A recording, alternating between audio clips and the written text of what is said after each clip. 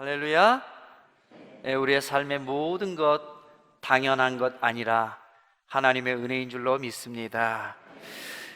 우리 교회에서 10월 넷째 주에 아주 중요한 일이 있습니다. 교회 일꾼을 선출하는 일입니다. 이 일을 위해서 9월 달에 우리 자격 기준에 대해서 공고를 했고요. 한 달 동안 기도해 옵니다. 앞으로 일정을 말씀을 드리면 금주간에 이제 대상자들을 선정을 하고요. 그 다음에 선출 방법을 결정짓게 됩니다. 그리고 넷째 주 10월 24일에 공동의회를 하고 우리 안수 집사님, 권사님들 선출하게 됩니다. 그러니 주보 사이에 끼어들인 우리 목회 서신에 보면 기도 제목 5가지를 거기에 올려드렸는데, 이 기도 제목으로 계속해서 기도해 주시면 고맙겠습니다. 모든 일꾼 선출 과정과 절차를 하나님께서 인도하여 주소서. 사람의 뜻과 생각이 주장되지 않고 오직 하나님의 뜻만 이루어지게 하소서. 모든 결과에 대해 후보자들과 온 성도들이 순복하게 하소서. 선출된 일꾼들을 통해 주님의 교회가 더욱 든든히 서가게 하소서. 자리가 아니라 겸손히 낮아져서 섬길 일꾼들이 세워지게 하소서. 이 기도 제목으로 기도해 주시기를 바랍니다. 아멘. 우리가 이렇게 온 성도들이 하나가 되어서 기도할 때 정말 하나님께서 기뻐하시는, 하나님께서 원하시는 일꾼들이 세워질 줄로 믿습니다. 그런 면에서 보면 오늘 본문 말씀이 정말 중요한데, 이 오늘 본문 말씀이 바로 초대교회 예루살렘 교회에서 일꾼을 뽑는 내용입니다. 특별히 본문을 보면 예루살렘 교회가 일꾼을 뽑는 3가지 이유가 나옵니다. 이 구체적으로 이 3가지 내용을 살펴보면서 우리 교회에 적용해 봤으면 좋겠습니다. 우선 1절 말씀을 보니까 이 예루살렘 교회에 엄청난 제자들의 숫자가 늘어났다는 겁니다. 당시 상황을 보면 결코 이렇게 쉬운 일은 아니었거든요. 왜냐하면 종교 지도자들의 핍박이 엄중했습니다. 그래서 예수 믿는 사람들을 잡아다가 옥에다 갖고 두고 사람을 죽이기까지 하는 상황이었으니까 예수 믿는 사람이 늘어나는 게 쉽지 않았죠. 그러면 어떻게 이런 일이 일어나느냐? 예루살렘 교회는 그 핍박 중에도 정말 하나님 앞에 열정을 다해서 전도를 했던 거예요. 사도행전 5장 41절 42절 말씀이 대표적인데, 가서 두들겨 맞고 돌아오는 길에 하나님, 우리가 무슨 자격이 있다고 주님을 위해서 이런 영광에 참여합니까? 우리가 무슨 자격이 있다고 이렇게 고난을 당할 수 있습니까? 하나님, 주님께 영광입니다. 그 기쁨을 가지고 전도를 하니까 세상에 믿지 않은 사람들이 놀랄 수밖에 없죠. 야, 저 사람들은 도대체 뭐냐? 저렇게 핍박당하면 벌써 포기하고 나자빠져야 되는데 오히려 그것 가지고 하나님께 감사하니 좀 이상하다 싶은 거지요. 그런데 하나님께서 그분들의 기도와 열정을 사용하셔서 기적들이 일어납니다. 그래서 핍박 중에도 예수 믿는 사람들이 숫자가 기하급수적으로 늘어나게 됩니다. 한마디로 말하면 이 예루살렘 교회는 정말로 하나님이 역사하시는 살아있는 좋은 교회였다는 거지요. 자, 그런데 조금 지나서 보니까 이 좋은 교회에도 문제는 있더라는 겁니다. 무슨 문제냐? 당시 예루살렘 교회는 크게 2부류가 있었는데, 하나는 히브리어를 쓰는 본토인들, 다시 말하면 그냥 계속 예루살렘에, 이스라엘에 살고 있던 사람들이 있었던 반면에, 그 중에 한 부류는 외국에 살다가 돌아온 사람, 다시 말하면 헬라파 사람이라고 되어 있는데 헬라어를 쓰는 사람들이 있었던 겁니다. 이 2 종류의 사람들이 있었는데, 물론 이 사람들이 그렇다고 이스라엘 사람이 아닌 건 아닌데, 외국에 살다가 이민을 갔다가 쉽게 말하면 다시 한국으로 돌아온 기억이지요. 그러니 1.5세, 2세대 된 친구들은 헬라어를 밖에 못 쓰게 되는 거예요. 히브리어를 모르게 됩니다. 문화도요, 이민 생활에서 태어난 아이들은 거의 문화가 그쪽입니다. 우리 작은 애도 보면 멕시코에서 태어났는데 얘의 첫 번째 언어가 영어입니다. 두 번째 언어 스페인어입니다. 세 번째 언어가 한국어예요. 얼굴을 보면 완전 한국 사람인데 언어를 하는 거 보면 한국어는 세 번째밖에 안 되는 거예요. 태어나길 거기서 태어나니까 태어나서 학교에서 영어로 수업을 하고 또 에스파뇰, 스페인어를 공부하고 그러니까 한국어를 쓸 기회가 별로 없으니까 대화는 되지만 정말 공부를 하려면 한국어로는 안 됩니다. 어려운 단어들은 몰라요. 뿐만 아니라 생각 자체가, 문화 자체, 생각 자체가 그쪽입니다. 본인도 그래요. 자기는 멕시칸이라고. 근데 가만히 얘기를 하다 보면 얘 사고방식은 멕시칸이에요. 그런 거죠. 그래서 돌아왔기는 했지만 이스라엘에 살고 있지만 얼굴을 보면 이스라엘 사람인데 생각하는 것이나 말하는 것이나 다 외국 사람처럼 그런 거예요. 그러다 보니까 이 교회 안에서 이 과부들이 있었는데 어려운 사람들을 음식을 나눠주게 되는데 자꾸 이 헬라어를 쓰는 사람들이 빠지게 되는 거예요. 의도적으로 그런 건 아닌데 이 사람들이 이제 언어도 뭐 익숙하지 않고 그러다 보니까 이 중심에 잘 못 들어오다 보니까 소외가 되기 시작한 거예요. 그래서 이 헬라어를 쓰는 사람들이 그게 불만이 된 거예요. 왜 우리 헬라어를 쓰는 사람들, 과부들은 자꾸 빼먹냐? 얼마나 관심이 없으면 이런 일들이 벌어지냐? 아니 우리가 음식 안 먹어도 괜찮다, 뭐 우리가 그거 안 먹는다고 죽냐? 그런데 얼마나 관심이 없으면 우리를 자꾸 빼먹냐? 불평이 쏟아지는 거예요. 여러분, 분명 가난한 사람을 위해서 음식을 나누는 거 좋은 일입니다. 그런데 안타깝게도 그 좋은 일 하다가 교회 안에 말썽이 벌어지는 겁니다. 늘 그렇습니다. 지금도 그래요. 여러분, 교회 안에서 나쁜 일 하다 싸우는 게 아니에요. 교회에서 하는 일들이 다 주님을 위해서 하다가 문제가 벌어집니다. 예? 주님의 교회당 청소하다가 이게 마음 안 맞아서 또 언성이 높아집니다. 교인들 먹이려고 음식하는 것 때문에 또 싸움이 납니다. 예, 하나님을 높여드리는 찬양다 하다가 갈등이 일어나고 마음이 상처를 받게 됩니다. 아이들을 키우는, 말씀을 가르치는 교사하다가 또 마음이 안 맞아서 거기서 갈등이 일어납니다. 예, 다 좋은 일인데 그 좋은 일 하다가 문제가 생기더라는 거예요. 왜 그런지 아시죠? 사탄 마귀가 그거를 사용하는 겁니다. 요게 좋은 일이니까 요 좋은 일을 파토내려고, 요걸 망가뜨리려고 사탄 마귀가 자꾸 틈타는 겁니다. 그래서 우리가 하나님의 일을 할 때는 정말로 겸손하게, 겸손한 자세로 하나님의 일을 감당해야 될 줄로 믿습니다. 아멘. 자, 그러면 이 문제가 생겼을 때 예루살렘 교회는 어떻게 대처했을까요? 보니까 예루살렘 교회가 선택한 방법은 일꾼을 세우자는 겁니다. 그래서 성령과 지혜가 충만한 사람 7명을 뽑게 되는데요, 여러분, 초대교회가 문제를 해결하기 위해서 일꾼을 세웠다는 겁니다. 자, 그런 면에서 보면 교회의 직분자들은 교회의 곳곳을 찾아다니면서 일을 하는 사람, 문제가 있으면 문제를 해결하는 사람이 직분자인 줄로 믿습니다. 그런데 안타깝게도 간혹 보면 어떤 교회에서들은 직분자가 일을 하고 문제를 해결하는 게 아니라 오히려 문제를 만들고 다니는 경우가 있다고 합니다. 일꾼은 문제를 만드는 사람이 아니라 일을 하는 사람, 문제를 해결하는 사람인 줄로 믿습니다. 전에 제가 전에 있었던 노예에서 그 경험한 일인데요, 제가 몬테리 한인교회를 처음 가서 이제 노예를 가니까 이민 목회의 선배 목사님들이 있잖아요. 그분들이 이런저런 얘기를 하다가 이제 저한테 그런 거예요. 아유, 도대체 뭘 이민 목회를 왔냐고, 이민 목회가 뭔지 아냐고, 얼마나 힘든데 이민 목회로 오냐고. 그래서 이런적인 얘기를 하더니 마지막에 그런 얘기를 하는 거예요. 근데 이민 목회에서는 장로님 많이 세우면 안 된다고, 되도록이면 장로님 세우지 말라고. 왜냐하면 장로님들이 많아지면 그 장로님들이 주장을 하면서 그것 때문에 오히려 문제가 더 복잡해진다는 거예요. 그러니 되도록 세우지 말라는 거예요. 여러분, 만약에 이것이 사실이라면 그 교회 얼마나 안타까운 현실이겠어요. 하나님께서 문제를 해결하고 일을 하라고 직분자를 세우는데 그 직분자 때문에 문제가 생긴다면 하나님께서 그 마음이 얼마나 아프시겠습니까? 그래서 오늘 본문은 분명하게 말합니다.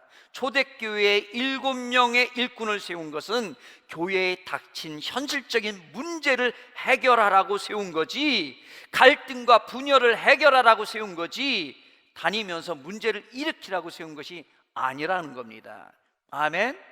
그러니 우리 교회 마찬가지입니다. 우리 교회에 세워지는 일꾼들을 통해서 교회의 일들이 이루어지고 문제들이 해결되어지기를 축복합니다. 저는 그래서 우리 교회의 일꾼들에 대한 기대가 있습니다. 우리 교회 장로님들은 문제를 일으키는 것이 아니라 그 문제를 품고 해결하는 하나님의 일꾼이 되어질 줄로 믿습니다. 이것은 안수 집사님과 권세님도 마찬가지입니다. 그러니 이번에 세워진 일꾼들을 통해서 문제가 해결되어지고 하나님의 일들이 이루어지기를 바랍니다. 아멘. 이것이 예루살렘 교회에서 일꾼을 세운 첫 번째 이유입니다. 두 번째 보니까 3절 끝부분에 나오는데요, 두 번째 이유, 뽑힌 그 7명의 일꾼들을 통해서 음식 나눈 것을 맡기겠다는 겁니다. 무슨 말입니까?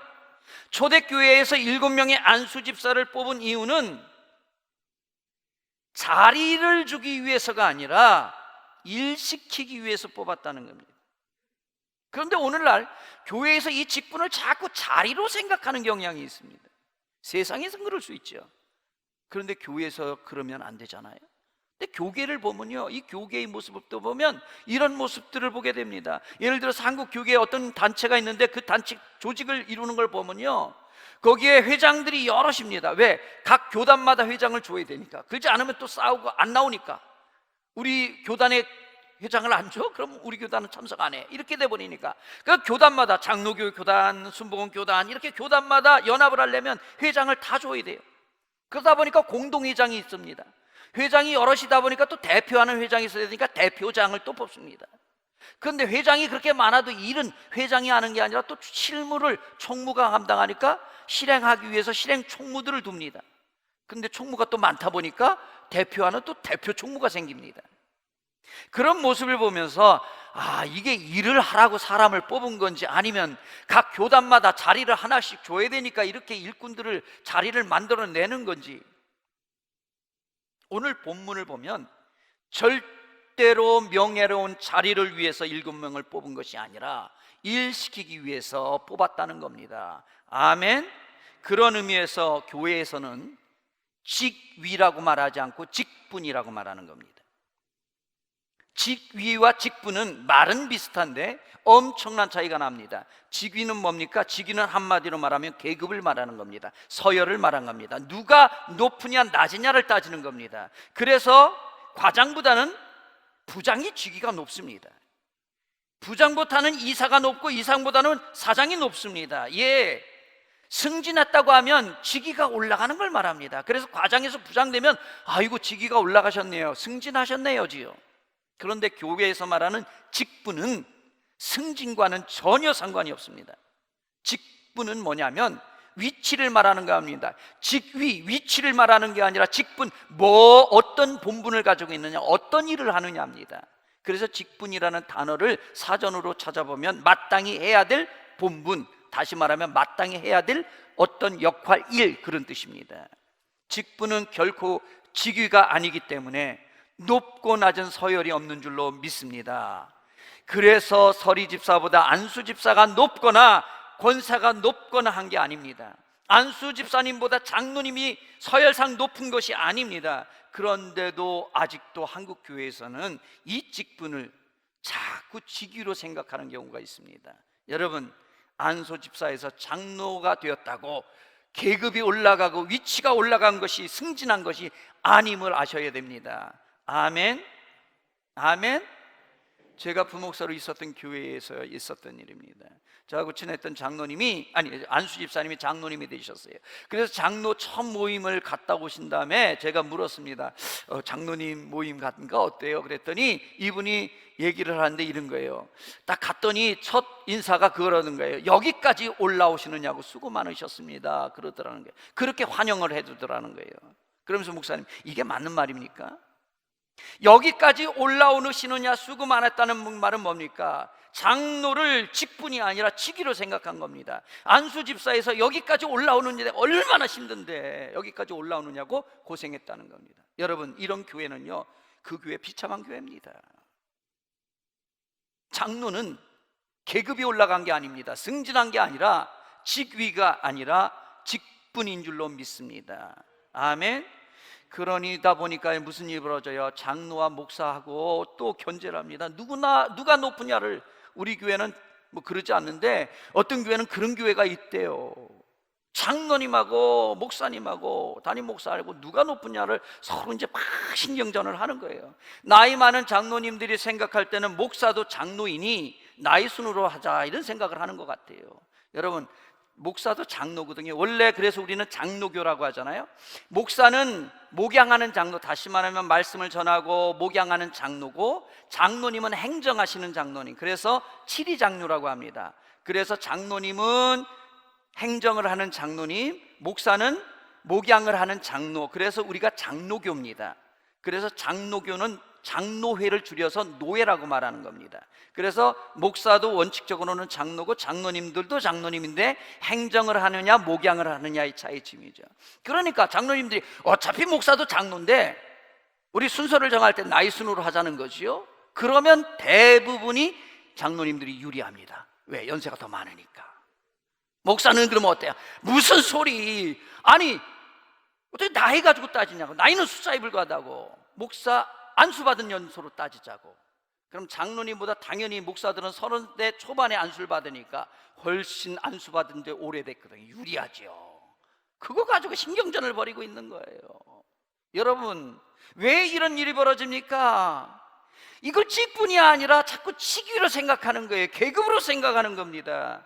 목사의 직분을 받은 것은 설교하고 목양하는 본분, 그 일을 받았다라는 것이고, 이게 직분이지. 또 안수 집사는 교회의 행정을 담당하고 헌신하는 분들이라는 이 직분을 받은 것이고, 권사님은 교회의 어머니처럼 성도들을 돌보고 감싸주고 이런 직분을 받은 것이고, 아멘.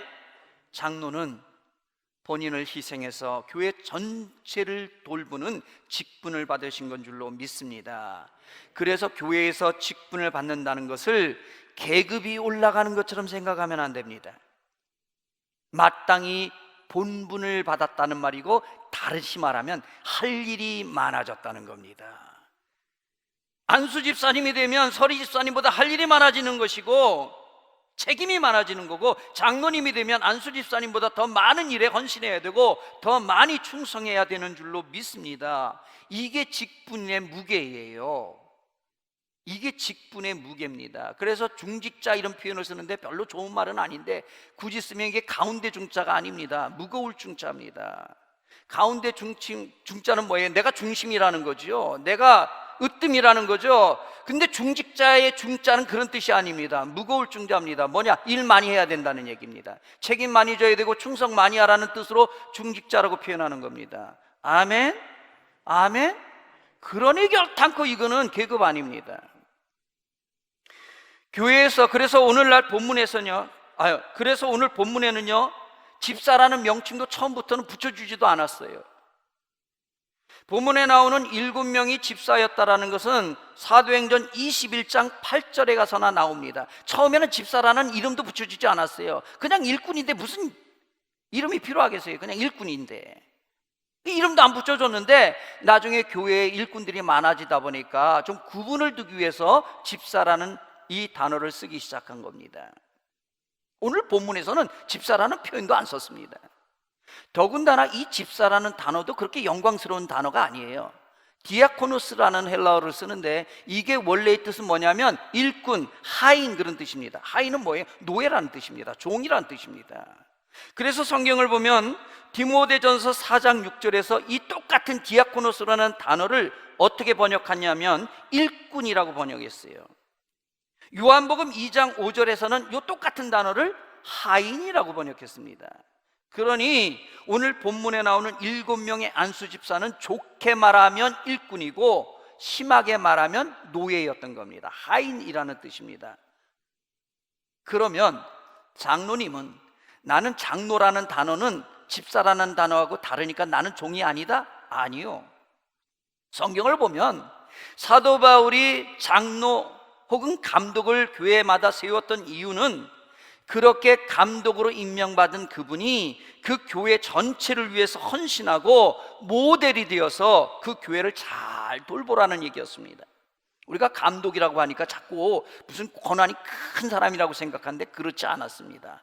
모범을 보이는 사람, 그런 뜻으로 감독이라고 쓰여준 겁니다.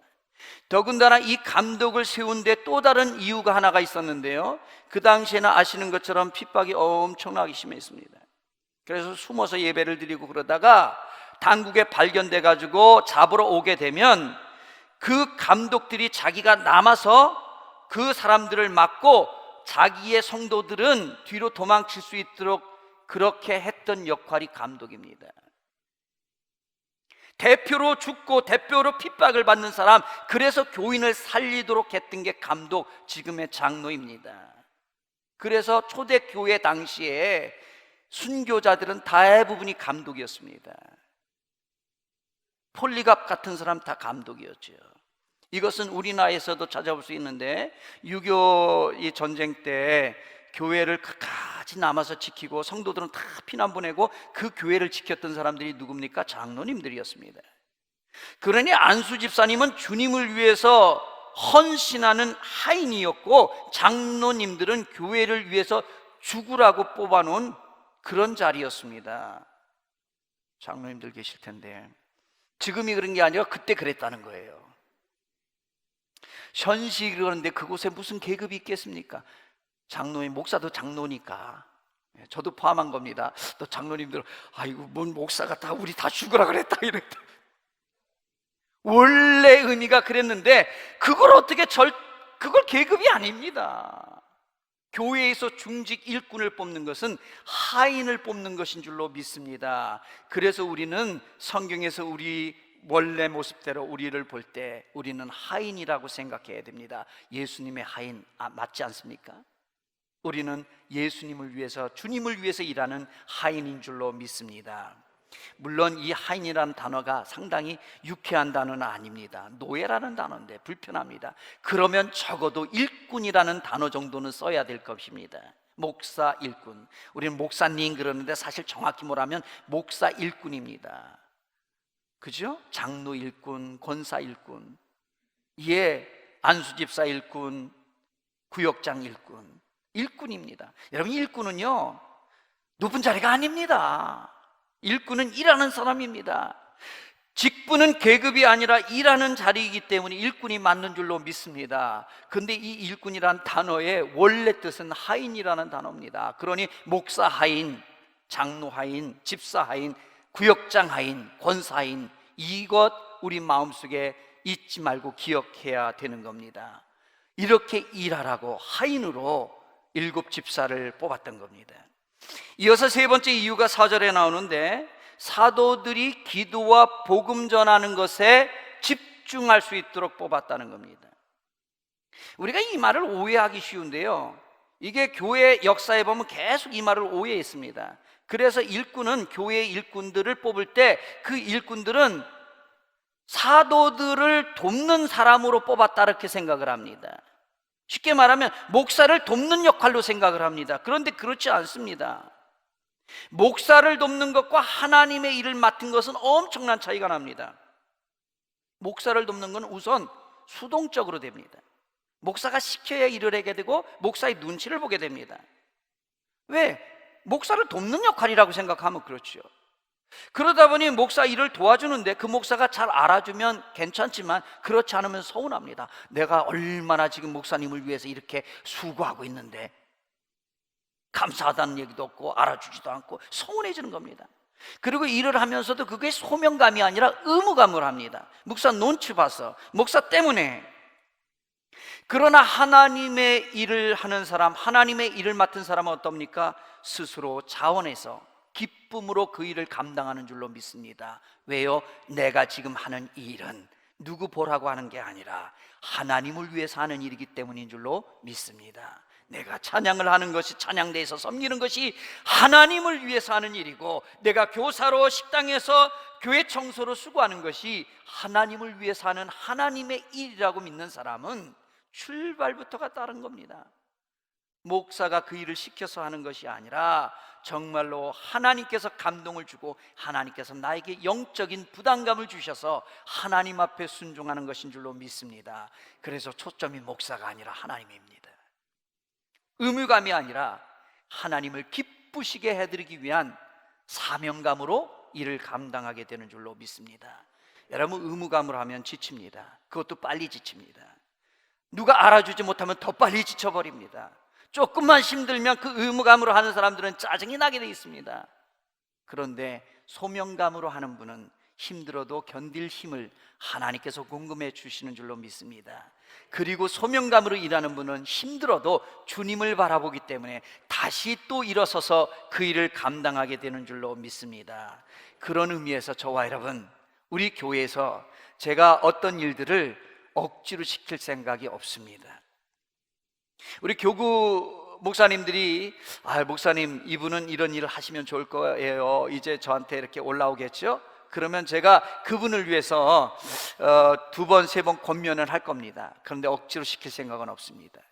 물론 저한테까지 그렇게 명단이 올라오지 않았으면 좋겠습니다. 자원해서, 기쁨으로 하나님 앞에 스스로 자원해서 헌신해서 2022년 하나님의 사역을 잘 감당하면 좋습니다. 이게 진짜고 이게 최고입니다. 그런데 해야 될 분이 또는 할 만한 분이 안 하면 우리 교구 목사님들이 저한테 명단을 올릴 겁니다. 그러면 제가 그분을 만나서 2번, 2-3번 권면을 하겠지요. 그런데 안 하면 제가 더 이상 강제로 억지로 시키지는 않을 생각입니다. 왜냐하면 그 일은 목사를 돕는 것이 아니라 하나님의 일이기 때문인 줄로 믿습니다. 아멘. 하나님의 일을 하십시오. 목사를 돕는 일이 아니라 그 일 모두가 하나님의 일로 소중하신 줄로 믿습니다. 저는 평생에 기도하고 있는 제목 중에 하나가 여러분들을 제 비전을 위해서, 목사인 제 일을 위해서 여러분들을 이용하고 사용하려고 하지 않습니다. 오히려 여러분들이 하나님의 일을 잘 감당할 수 있도록 제가 훈련시켜 드리겠습니다. 도와드리겠습니다. 여러분들 스스로 하나님의 일을 잘 감당하시기를 축복합니다. 그동안 이거를 착각해 가지고요, 목사가 이렇게 합시다 그리고 성도들을 그 일을 동원합니다. 집사님 이 일 좀 하세요. 집사님 이 일 좀 하세요. 예, 목사의 자기의 꿈을 위하여 성도들을 동원하는 것이 아니라 성도들이 하나님의 일을 하기 위하여 목사가 성도들을 위하여 기도해 주고, 아멘 하셔야 좋을 것 같은데요. 제가 기도해 드린다니까요. 성도들이 하나님의 일을 잘할 수 있도록 훈련시켜 드리고 뒤에서 서포트해 드릴 겁니다. 여러분들이 하나님의 일을 하시기를 축복합니다. 목사의 보조가 아니라 여러분은 다 하나님의 일꾼이지 목사의 일꾼이 아닙니다. 오늘 예루살렘 교회에서 일꾼을 뽑을 때 사도들의 일꾼을 뽑은 것이 아니라 하나님의 일꾼을 뽑은 줄로 믿습니다. 자, 그렇다면 질문이 생길 건데, 그러면 사도들이 기도와 말씀을 전하는 것을 전무하도록, 그 일에 집중하도록 일꾼을 뽑았다는 이 말은 어떻게 해석해야 되냐? 그 말이 결국에 사도들의 일손을 도와준 거 아니냐, 이렇게 생각할 수 있습니다. 그런데 그렇지 않습니다. 표면적으로 보면 사도들을 도와준 것 같지만 사실은 여기에 초점은 뭐냐면, 여기에 초점은 일꾼들이 사도들을 편하게 만들어주기 위해서 뽑힌 것이 아니라 오히려 사도들이 더 많이 기도하고 더 열심으로 성경을 읽고 전도하도록, 사실은 사도들을 쉬라고 한 것이 아니라 사도들이 진짜 해야 할 일에 더 집중하고 더 열심히 하도록 일꾼을 뽑았다라는 말입니다. 무슨 말입니까? 초점이 사도들의 일손을 덜어주는 것이 있는 게 아니라 하나님의 말씀을 잘 전하는 것에 초점이 있는 줄로 믿습니다. 결국에 교회에서 일꾼을 뽑는 이유는 하나님의 말씀이 더 잘 전해지는데 초점이 있습니다. 그런데 문제는 어떤 교회에서는요, 직분자들 때문에 오히려 복음 전도에 방해가 되는 경우가 있어요. 모범이 되어야 되는데 모범된 삶을 살지 못하기 때문에 그 교회가 오히려 직분자 때문에 복음을 전하는 것이 방해가 되는 경우가 있다라는 겁니다. 또 교회 내에서 갈등을 하면서 직분자 안에서 힘들어하면서 에너지를 소모하는 경우가 있습니다. 이렇게 되어서는 안 됩니다. 아멘. 제가 그 올랜도에 가면, 올랜도가 미국의 그 플로리다에 있잖아요. 거기 하면 디즈니 월드가 있습니다. 제가 가보지는 못했는데 올랜드에는 가봤습니다. 세미나 때문에 갔는데 올랜드 장로교회 목사님하고 이제 얘기를 하게 됐는데 그 목사님이 이제 이렇게 해서 친분을 맺게 됐는데 나중에 간증하는 얘기를 들었어요. 근데 이 목사님이 말을 너무너무 재밌게 잘하시더라고요. 근데 이 목사님이 그런 거예요. 20여 년 좀 됐을 것 같은데 그 교회를 이제 부임에게 담임 목사가 돼서 가려고 하는데 그 교회에 대해서 이제 좀 알고 싶어서 이제 부임이 확정이 됐지만 이 교회가 어떤 교회인가 싶어서 그 도시에 가가지고 올랜드에 가가지고 한인 식당들을 찾아다니면서 그 교회를 이제 떠본 거예요. 아, 여기 내가 이사를 왔는데 교회를 좀 다니고 싶은데 어떤 교회를 갔으면 좋겠습니까? 이렇게 질문했더니 식당 주인들이 하는 말이 여기에 무슨 교회 무슨 교회 무슨 교회 있는데 설명을 쭉 하더니 올랜도 장로교회는 가지 말라고, 다른 교회는 가도 된다. 올랜도 장로, 자기가 거기 담임 목사를 이제 온 건데 그래가지고 자기 교회가 그랬다는 거예요. 그런데 20여 년 목회를 하면서 그런 소문이 다 바뀌어가지고 이제는 사람들이 식당에 와서 어느 교회 물으면 어느 교회 가야 될까요? 그러면 사람들이 올랜도 장로교회 가라고, 그렇게 되었다는 거예요. 한 5, 60명 되는 교회가 400명 정도 되는 교회로 이제 부흥도 했고 교회 이미지도 바뀌었던 거예요. 여러분, 교회의 소문이 다른 교회 다 가도 되는데 그 교회는 가지 말아라, 이런 소문 나면 안 됩니다. 저와 여러분들은 하나님의 일꾼으로 우리 때문에 교회 갈 바에야 미래를 사는 교회 가야죠. 이런 은혜가 있기를 축복합니다. 오늘 본문에 교회의 일꾼을 세우는 이유가 분명했습니다. 사도들이 전도에 기도하고 말씀을 읽고 전도하는 데 집중하도록 그렇게 일꾼을 뽑은 겁니다. 그러니 우리 교회도 마찬가지입니다. 어떤 일꾼이라도 복음 증거에 도움이 되어야 될 줄로 믿습니다. 직분자들부터 영적인 모범이 되어서 정말로 복음 전도에 앞장서기를 축복합니다. 실제 오늘 본문 7절 말씀을 보면요, 이 7명의 안수 집사들이 처음에는 음식을 나누는 일을 감당했지만 나중에 보면요, 그 음식 나누는 일로 끝난 게 아니라 복음을 전하는 그런 역할을 감당합니다. 그래서 오늘 본문 다음에 쭉 읽어보면요, 7 집사 중에 하나인 스데반 집사가 어때요? 복음을 전하는데 얼마나 그 강력한 역사가 일어나는지 몰라요. 그걸 견디지 못해서 유대의 종기 지도자들이 이 스데반 가만 놔뒀다가는 복음이 너무 빨리 퍼질 것 같으니까 돌로 쳐서 죽이잖아요. 그뿐입니까? 사도행전 21장 8절에 보니까 빌립 집사를 소개하는데 7 집사 중에 하나이며 전도자라고 소개합니다. 그냥 7 집사가 아니라 전도자라고 소개하더라는 겁니다. 그렇습니다.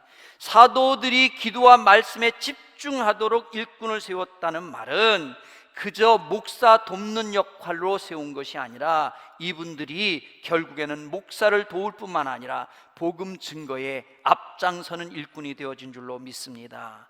그러니 우리 교회에서 일꾼을 뽑을 때 이 일꾼들은 목사가 복음을 잘 전할 수 있도록 만들어 주셔야 되고, 더 나아가서는 본인 스스로도 복음을 전하는 그런 전도자의 삶을 살아야 될 줄로 믿습니다.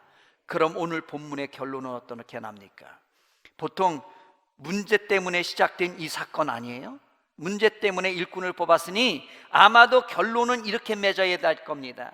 7 집사를 뽑았더니 이런 문제들이 다 해결되어졌다, 그래야 맞을 겁니다. 그런데 앞에는 문제 때문에 7 집사를 뽑는 얘기가 나오는데 뒤에 결론은 아주 엉뚱하게 결론을 맺습니다. 음식 나누는 이 문제에 대해서는 언급도 하지 않습니다. 다만 뭐라고 말합니까? 7 집사 하나님의 일꾼을 뽑았더니 하나님의 복음이 더 왕성하게 퍼졌고 예루살렘에 예수 믿는 사람들이 늘어났다는 말로 결론을 맺습니다. 예, 그렇습니다. 중요한 것은 하나님의 말씀이 계속해서 퍼져나가고 예수님의 제자들이 늘어나는 것이 핵심입니다. 우리 교회에서 일꾼을 뽑는 것도 여기에 있습니다. 우리 교회의 일꾼들이 세워지면 우리 교회를 통해서, 일꾼들을 통해서 하나님의 복음이 더 왕성하게 펴지고 이 하나님 땅에 예수 믿는 사람, 예수님의 제자들이 늘어나야 될 줄로 믿습니다. 아멘. 그러니 우리 교회에 일꾼을 뽑는 이유가 분명해야 됩니다. 하나님의 일꾼을 뽑는 거지 이 일을 만드는 사람을 뽑는 것이 아닙니다. 처처에서 하나님의 일을 감당하실 수 있기를 축복합니다. 분명 저와 여러분들은요, 자리를 차지하고 으스대는 사람이 아니라 나는 목사야, 나는 장로야, 나는 안수집사야, 나는 권사야, 자리를 차지해서 그 자리가 마치 계급인 양 으스대는 것이 아니라 우리는 하나님의 하인이라는 것을 잊지 말고 기억해야 됩니다. 그것이 일꾼을 뽑는 이유입니다. 그리고 우리 각자는 자신의 직분 안에서 복음을 왕성하게 전파해야 합니다. 우리 모두는 하나님의 일꾼입니다. 기도하겠습니다. 우리 기도할 때, 하나님, 제가 주님의 일꾼입니다. 하나님, 예루살렘 교회에서 일꾼을 뽑았듯이 우리 교회에서 이런 일꾼들이 세워지게 하여 주옵소서. 제가 그런 일꾼 되겠습니다. 우리 주여 한번 부르짖고 기도합니다. 주여, 살아계신 아버지 하나님 감사합니다. 아버지 하나님이여, 우리는 하나님의 일꾼입니다. 목사의 일꾼이 아니라 하나님의 일꾼이기 때문에 주님 교회에서 하나님의 일을 감당하기를 원합니다. 일을 만드는 사람이 아니라, 문제를 일으킬 것이 아니라 우리는 문제를 해결하고 일을 하는 사람들입니다. 아버지 하나님, 분명 저희는 자리를 차지하고 으스대는 사람들이 아니라 오히려 하나님의 하나님을 기억합니다. 압니다. 아버지, 그리 살겠습니다. 그리고 우리는 각자의 직분 안에서 복음을 왕성히 전파하는 전도자입니다. 그리 살겠습니다. 하나님, 저희를 도와주시고 붙들어 주시옵소서. 오 하나님, 살아계신 아버지 하나님 감사합니다. 예루살렘 교회는 하나님의 일꾼을 뽑았습니다. 목사의 일꾼이 아니라 하나님의 일꾼을 뽑았습니다. 그들은 그리하여 곳곳에 있는 문제를 해결하고 일을 하는 사람들이었습니다. 하나님, 예루살렘 교회는 자리를 차지하고 으스댈 사람이 아니라 하나님의 하인을 뽑았습니다. 저희 교회가, 저희들이 그리 되어지기를 원합니다. 하나님, 예루살렘 교회는 각자의 직분 안에서 복음을 왕성히 전파하였습니다. 저희 미래를 사는 교회가 그리 되기를 원합니다. 하나님, 도와주시옵소서. 이 선거의 과정에 주님께서만 역사하시고 아까운 것들은 틈타지 못하도록 도우시며 정말 일할 사람들, 자리를 차지하지 않고 일할 사람들 뽑히게 하여 주시옵소서. 하나님께서 원하시는 일꾼들이 세워지게 하여 주시옵소서. 축복합니다. 예수님의 이름으로 기도합니다. 아멘.